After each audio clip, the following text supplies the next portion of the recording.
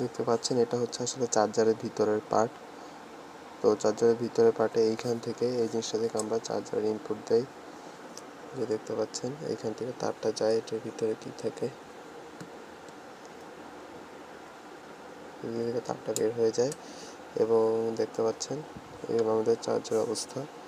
এই যে মাঝখানে আশা করি দেখতে পাচ্ছেন এই যে এই ছোট্ট এই যে এটা ছোট, এটাকে বলা হয় ট্রানজিস্টর।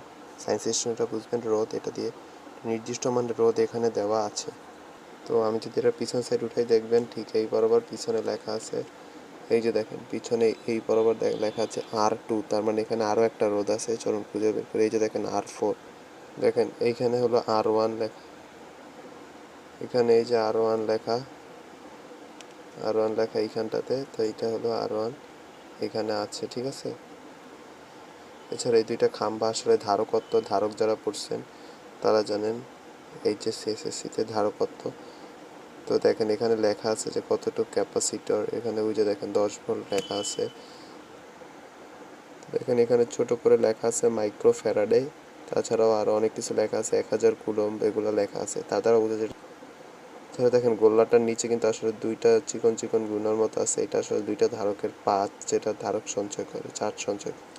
এবং মাঝখানে যেটা দেখতে পাচ্ছেন এটা আসলে মেইন, এটাই আসলে আমাদের এসি কারেন্টকে ডিসিতে পরিণত করে, ঠিক আছে। এইটাই আসলে এসি কারেন্টকে ডিসিতে পরিণত করে এখানে পাঠায় এবং এখান থেকে আমাদের মোবাইলে চলে যায়। আশা করি বুঝতে পারছি।